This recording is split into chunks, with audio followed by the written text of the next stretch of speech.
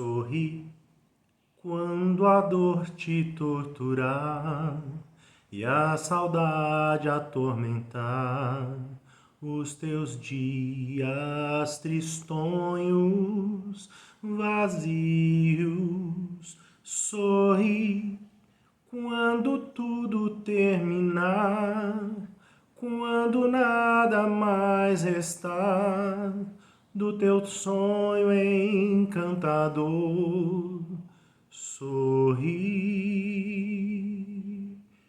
sorri, quando o sol perder a luz e sentires uma cruz nos teus ombros, cansados, doloridos. Sorri, vai mentindo a tua dor, e ao notar que tu sorris, todo mundo irá supor que és feliz. A mudança está no teu sorriso. Tudo bem com vocês? Muitas vezes a gente se sente pesado. Não sei se acontece com você, mas comigo acontece. Há dias em que a gente precisa fazer um esforço maior para quebrar as nossas rotinas mentais, as nossas falas, como se a gente fosse esquizofrênico, tivesse muitas vozes conversando dentro da nossa mente, fazendo loucura dentro dos nossos pensamentos. E muitas vezes a gente não consegue controlar isso. Isso traz, às vezes, uma sensação de culpa, de tristeza, mas isso tem que ser dominado, isso tem que ser controlado. Todas essas coisas têm que ser colocadas em seus lugares.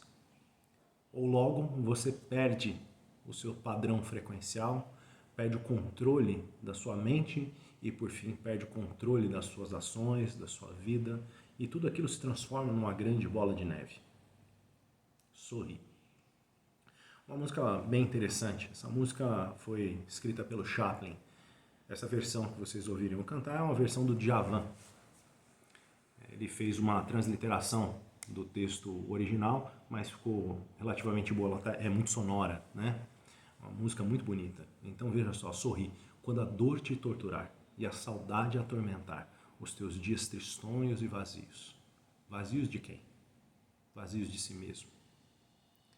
Quando a saudade de si mesmo te atormenta, quando você está triste porque você não consegue lidar consigo mesmo e com a condição na qual você vive. E essa dor, ela tortura você. Mas ele diz, sorri. Sorri nesse momento. O sorriso é a chave da mudança. Sorri quando tudo terminar, quando nada mais restar do teu sonho encantador. E a gente sonha, a gente vive às vezes no mundo de sonhos e parece que eventualmente esses sonhos são quebrados. E você é destruído, você se sente moído lá por dentro, né? Você sente que tudo terminou, você sente que não sobra mais nada. Sorri. Nesse momento você deve sorrir. O sorriso, novamente, é a chave. Porque nada terminou. As coisas nunca terminam. Elas sempre se modificam. Este é o caminho. Eu preciso trilhar por este caminho. O meu sonho encantador, eu preciso voltar a sonhá-lo. Mas para voltar a sonhá-lo, eu tenho que sorrir para a vida. Eu tenho que ir na direção dela. Ele diz, quando o sol perder a luz e sentires uma cruz, um fardo nos seus ombros, que já estão cansados, que já estão doloridos, porque você já vem lutando com aquilo. E aí, puxa vida, mais um peso, mais um fardo. Veja que o autor, ele estava triste internamente. Imagine o Chaplin, né? O Chaplin é um cara divertido, está fazendo arte, mas por detrás do palhaço, do mímico, há um coração que está entristecido com a realidade. Ele tenta mudar e no fim ele mudou. Porque quando nós olhamos para trás, a gente vê quanto esse cara foi importante para tudo, para o cinema. As mensagens que ele deixou, falando sobre filosofia sem precisar falar dela, né? Então, olha que coisa maluca. Ele fez a diferença, mas naquele momento ele não sentia isso. Então ele sentia que os sonhos dele não estavam sendo cumpridos. E havia um sofrimento interno, uma tristeza interna por tudo aquilo. E eventualmente você sente o mesmo, né? E é por isso que essa música faz sentido. Mas ele diz assim, na última estrofe, olha que coisa linda, ele diz: vai mentindo a tua dor, e ao notar que tu sorris, todo mundo irá supor que você é feliz. Quer dizer, como é que é mentindo sua dor? O que ele está dizendo com isso? A tradução ela não é muito boa. Ele fala, vai fingindo que você é feliz. Se você finge ser feliz, uma hora você será. A sua mente ela não compreende a diferença entre a realidade que você está vivendo e algo que você propõe para ela. Ela não tem esse padrão de avaliação. Ela só entende de verdade aquilo que você disse. Se você diz, estou tendo um dia miserável, ela vai lhe obedecer, vai tornar seu dia cada vez mais miserável. Se você diz, eu estou triste, eu estou triste, eu estou triste, isso vai te trazer mais tristeza. Porque aquilo que você vibra é aquilo que você acaba atraindo. Você retroalimenta. Mesmo que você não reclame, mas quando você repete, dizer ser alguma coisa, dizer estar alguma coisa, as suas palavras têm um poder sobre a realidade e o seu subconsciente, que ouve e atende, coloca aquilo em prática. E ele favorece que novas situações miseráveis se coloquem em sua vida. Então ele diz, sorri. Vai mentindo sua dor. Finge que você não está sentindo dor. Ele diz, e ao notar que você está sorrindo, os outros vão supor que você é feliz. Mas veja, você também vai. E ao notar que você sorri, você também começará a supor que é feliz e as coisas mudam. E é com base nisso que eu quero convidar vocês a uma nova reflexão. Então lembrem, o tema é a mudança está no teu sorriso. A gente não vai ficar falando sobre sorriso propriamente dito, mas a gente está falando sobre sorrir para a vida. Como é que eu posso ser capaz de pensar diferente, de agir diferente, mesmo em meio às dificuldades e desafios do dia a dia, da minha vida, do meu caminho? Como posso fazer isso? Eu sei que você muitas vezes se coloca nesse autoquestionamento e nem sempre a gente encontra uma resposta adequada ou que acalente o nosso coração, que acalme a nossa paranoia ali naquele momento. Mas eu quero dividir isso com você hoje. Quer dizer, como é que eu posso mudar esses pensamentos? Né? Então, veja, através da adoção de novos pensamentos, que com o tempo vão se cristalizando, ou seja, você pensa tanto, de tal maneira, age de tal forma, que aquilo vai convencendo a si mesmo de que você é assim. E veja que isso é tão verdade que até mentiras bem contadas pelo tempo suficiente são tomadas como inteiramente verdade. Então, por que não posso dizer algumas coisas que são boas a respeito de mim mesmo, a respeito da vida, a respeito do meu caminho? Por que eu não posso colocar isso dessa forma? Por que eu não posso ter uma visão mais romântica da vida? E olha que eu nem sou lá tão romântico assim. Mas por que eu não posso ter um olhar mais suave, mais leve, que vê realmente as coisas boas, que vê realmente as flores com um cheiro agradável? Essa é uma escolha. Eu quero dividir uma história com vocês. Eu gosto muito de contar história e de ouvir histórias. E algum tempo atrás, estudando um pouco sobre luta, eu gosto muito de luta, então me atrai as histórias dos samurais. E num dos livros que eu estava lendo sobre os samurais, especificamente sobre a história do Aikido, que é uma coisa que eu aprecio bastante, eu lutei Aikido por uns 7 anos, havia uma história bem peculiar no livro, né, contando detalhes a respeito da vida de um samurai que já tinha uma certa idade. Era um samurai que tinha já seus 50 para 60 anos, mas tinha plena saúde ainda. O indivíduo tinha lutado muitas batalhas, tinha vencido essas batalhas, tanto é que estava vivo.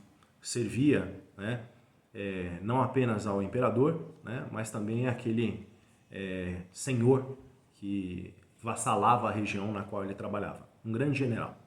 E vocês sabem que os samurais, eles não simplesmente são hábeis na arte do combate. Eles são hábeis em inúmeras artes. Para que eles sejam habilidosos na luta, essas artes são complementares. Então, muitos deles têm habilidades com vários armamentos, não apenas em lutar, mas eles usam armamentos, então treinam esses muitos armamentos. E o interessante é que um desses armamentos, que é a espada, né, a katana, ela tem um desenvolvimento muito peculiar. Os grandes mestres orientavam esses samurais a desenvolverem a arte da esgrima através do quê? Da arte da caligrafia. Olha que coisa linda. Então, aquele samurai que tinha uma habilidade com a pena, ele também teria uma grande habilidade, né, com sua espada. Então, veja, coisas do gênero. Então, eles são desenvolvidos em filosofias, em gerenciamento, né? Eles são hábeis gestores, não apenas de outros militares como eles, mas hábeis gestores das suas casas, né? Eles seguem muitas regras, se vestem muito bem, combatem muito bem. Então, quantas são as artes que um samurai desenvolve? Então, esse já era um samurai que tinha uma grande história, muito vitorioso em vários aspectos da vida, mas assim como qualquer outra pessoa, passava pelos seus desafios internos. E num dado momento, esse homem, ele diz, olha, eu não sei quem eu sou, eu não sei quem me colocou nesse caminho, eu não sei o que eu estou fazendo aqui. Então ele estava vivendo como um samurai, mas ele nem sabia se ele era aquilo ou queria continuar aquilo, ele sabia que ele estava samurai, que ele tinha seguido um caminho. E ele precisava desesperadamente de um mestre, um guru que pudesse orientá-lo. Então, ele foi um pouco mais em direção às origens, né? E foi buscar alguém. E foi orientado de que um grande monge tibetano poderia lhe trazer algum conforto e respostas para as questões que ele tinha. E ele começa então uma grande viagem. Primeiro uma viagem de navio, né? E depois uma viagem por terra. E as viagens eram muito longas naquela época. E nesse trajeto, esse samurai, então ele vai pensando na vida e buscando, né, por esse guru. Mas olha só que interessante, as histórias são muito peculiares. E quando a gente diz que todos somos um, a gente começa a entender esse detalhe exatamente na história do samurai e do guru. Por quê? Porque o guru também estava num momento parecido, cada um no seu nível. Esse guru também sai numa viagem de esclarecimento. Ele diz, olha, eu não quero mais ensinar os meus pupilos, eu preciso buscar alguma clareza mental. Ele queria alguma coisa a mais, diferente. Ele não sabia se estava no caminho certo. E ele sai também numa jornada. Então, dois homens, uma mesma jornada. E naturalmente, enquanto o samurai caminha, o guru também está caminhando. Então, de certa forma, ele nunca alcança o guru. Então, a gente vai vendo, né, que aquilo que a gente fica buscando, achando que é a solução, eventualmente nunca é encontrado. Por quê? Nós estamos cegos quanto à realidade. A solução normalmente mora dentro de nós, mas nos custa entender isso e buscar por isso. E então o samurai ia andando e falou assim, olha, eu estou procurando o guru fulano de tal. Olha, o mestre, ele está numa jornada e ele está um pouco mais ao norte. Continue a sua caminhada passando por aqui e ali você vai encontrá-lo. E aí ele anda, e anda, e anda, e veja, leva muito tempo. O inverno começou a se apresentar. Muitas semanas, meses caminhando atrás do guru, e o inverno vai chegando. E você sabe que o Tibete é um lugar muito frio, né? E o mestre está indo para um lugar cada vez mais frio. Ele quer se isolar nas montanhas, no meio da neve, para que ninguém o incomode, de maneira que ele consiga entrar num estado de meditação tal que ele encontre a iluminação. E ele vai indo, e o samurai atrás dele. Bom, por fim, o mestre acha que encontrou o lugar onde a iluminação vai se apresentar para ele. Ele diz, aqui é o lugar. Então ele vai lá, para um pouco, monta uma choupana antes que a nevasca venha, se organiza, e ele monta aquela choupana de frente para um grande rochedo branco e fica ali.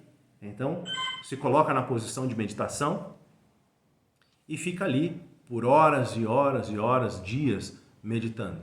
E ele entra num transe, nem come, nem bebe, aguardando, né, que algo o ilumine. E enquanto ele está fazendo isso, ao mesmo tempo, o samurai vem vindo em sua direção. Até que então, aquela cena épica, né, que a gente costuma ver nos filmes, o samurai encontra o mestre. E ele vê que o mestre não vai dar muita atenção para ele. Então ele se coloca naquela posição, né, de aguardar que o mestre o responda. Ele se ajoelha na neve de frente, entre a rocha e o mestre que está ali meditando, e ele fica lá parado, aguardando a resposta. E o mestre percebe, né, a presença do samurai, mas o ignora, para ver se ele vai embora, né? E você está acostumado a ver essas histórias, né? O mestre fica ali ignorando e ignorando e ignorando, né? Bom, o fato é que a neve está caindo intensamente, né? E o guru viu que se ele não fizesse nada, o samurai, além de morrer na neve, né, não ia deixá-lo em paz também. Por fim, ele diz, o que você quer? E ele diz, mestre, eu estou procurando por clareza e eu tenho certeza que o senhor pode me oferecer iluminação. E aí o mestre fala assim, rapaz, eu não estou querendo iluminar ninguém. É um mestre já um pouco mais mineiro, né? Ele falou assim, olha, eu estou fugindo dos meus alunos, eu vim parar aqui exatamente porque eu não quero mais ninguém, eu estou precisando buscar a iluminação. Mas mestre e tal, e aí ficou lá enchendo a paciência, e aí por fim, o mestre falou assim, vamos fazer o seguinte, eu vou te dar direito a uma única pergunta. Se você fizer a pergunta errada, esta é a única chance que você tem. Você vai embora. Se você fizer a pergunta certa, eu respondo sua pergunta. Bom, então aí o samurai fica em silêncio por alguns minutos, pensando o que ele vai perguntar. E aí, por fim, ele faz uma inflexão e diz, mestre, quem poderá me livrar do Sansara? Uma pergunta profunda, né? O Sansara tem muitas explicações, né? Vem das ideias indianas, né? Quer dizer, ele foi bem lá no fundo, na filosofia, né? E o Sansara é a roda dos karmas, né? Então tem uma série de conceitos envolvendo aquilo, né? Mas grosseiramente falando, ele diz, olha, quem vai me tirar da roda do rato? Dessa roda do rato, né? Que eu tô ali repetindo infinitamente esse mesmo caminho, tô sendo samurai. Aí o mestre olhou para a cara dele e falou assim, mas rapaz, tu deu essa volta toda para chegar aqui, me fazer essa pergunta estúpida. Aí então, mas eu vou fazer o seguinte, eu não vou ignorar a sua pergunta, eu vou responder ela. Por acaso fui eu que te coloquei aí? Então, olha, uma pergunta bem interessante. Então veja, todos nós vivemos na roda do rato, estamos no nosso caminho, buscando alguma coisa que nos ilumine. A pergunta é, quem foi que te colocou na roda do rato? Fui eu? Quer dizer, quem pode me tirar da condição na qual eu estou? Exclusivamente sou eu mesmo. Fui eu que me coloquei lá. E veja que quando nós dizemos que todos somos um, isso fica muito claro na história, porque veja que há dois indivíduos em níveis diferentes de consciência, de esclarecimento pessoal, mas ambos estão buscando por mais esclarecimento. E ambos estão cegos, em fuga, buscando o esclarecimento fora e não dentro. Percebem isso? O mestre abandona seus discípulos e sai numa busca. Busca do quê? Busca de si mesmo. O samurai, veja, ambos tinham uma certa idade, cônscios da vida que levam. O samurai abandona tudo, a família, tudo que ele fazia, o seu shogun, e está indo atrás de iluminação. Mas é uma fuga, está numa busca por ele mesmo. Quer dizer, os dois estão na mesma jogada. Os dois estão cegos. Mas quando o mestre responde a pergunta, ele responde para si mesmo. Ele diz, quer dizer, quem foi que me colocou na condição na qual eu estou? Eu mesmo. Veja que, independente de ambos estarem em fuga, não estava nada errado, estava tudo certo. Por quê? Porque essa busca era importante para ambos. Este era o caminho que eles tinham que trilhar em busca da resposta. E o encontro entre os dois é que trouxe a oportunidade dessa resposta se levantar. Na nossa vida é o mesmo. Nós estamos aí sapateando, dando voltas, correndo atrás do rabo. Quando na verdade a resposta está dentro de nós mesmos e ela é muito clara, muito simples. Mas nós não somos capazes de encontrar. E o Chaplin na sua música ele está dizendo, sorri. Por quê? Porque o sorriso vem de dentro. Ria de si mesmo. Ria da tua miséria. Ria daquilo que parece que está te matando. E você vai ver que isso não é real. Que isso é um universo fictício. Você pode chamar até de Matrix, se você quiser. A realidade é outra. O seu espiritual é que vive na realidade. Tudo esse material aqui que nós vivemos, ele não é real. Aí você fala assim, nossa, mas como assim não é real? Claro que é, estou me ferrando aqui. Estou sentindo um monte de problema, carregando um monte de fardo. Tá tudo bem. Tá tudo bem, mas isso não é de verdade, só é um fardo porque eu escolhi que é um fardo. Na constelação a gente diz, por amor carreguei esse fardo. Então veja, essa é uma frase bem peculiar na constelação, por amor carreguei esse fardo. Mas você pode deixar de carregá-lo. Você não precisa ficar carregando esses fardos. Você vai ficar com essa vida miserável? Para, respira, sorri. Eu aprendi com um grande professor, ele me disse uma coisa muito interessante, Essa frase eu vou guardar por muito tempo, provavelmente pela vida toda. Ele diz que as emoções vêm de uma palavra, duas palavras na verdade, que é ex movere, é aquilo que se move para fora, sai de dentro de você para fora de você. Ou te tira daqui e te move para fora da onde você está. Esse é o ex movere. Então a frase em latim diz assim, ex movere, inspirare. E então, ex ducere. Então, ex movere, inspirare, ex ducere. Emocionou? Saiu algo de você? Puxa de volta. Põe para dentro. E então, educa essa emoção. Compreende ela. E bota ela para fora educada. Bota ela para fora exorcizada. Exorcide os seus demônios você mesmo. Você é esse cara que vai te livrar da rodinha do rato. Quem foi que te colocou aí? Fui eu? Então quem me tira da roda do rato sou eu mesmo.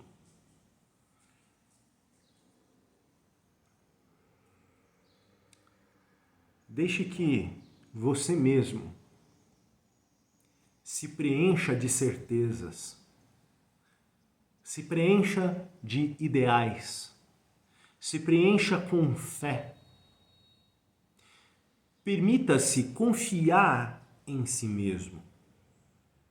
Permita-se irradiar as qualidades verdadeiras que você quer ver tanto no alheio, nos outros, lá fora.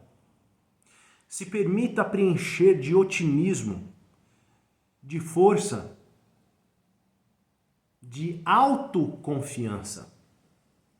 Pensa um pouco na palavra confiança. Veja que confiança não é com M, tá? Dependente da língua portuguesa, Confiança é com N. que é de conteúdo, de conter. Esse prefixo com é conter. Contém fiança. O que é fiança? A fiança é algo que já foi pago por alguém. Então, confiança é algo que já está pago. Pague você por si mesmo. Confie em si mesmo. Como? Faça o que você tem que fazer. Quando eu faço o que eu preciso fazer, é mais fácil confiar em mim mesmo. Quando no meio das dificuldades do meu dia a dia, eu consigo vencer aquela batalha, aquele desafio, eu consigo passar de fase, é mais fácil confiar em mim mesmo. Quando eu estive tranquilo no meio da dificuldade, mas para isso você tem que passar por ela.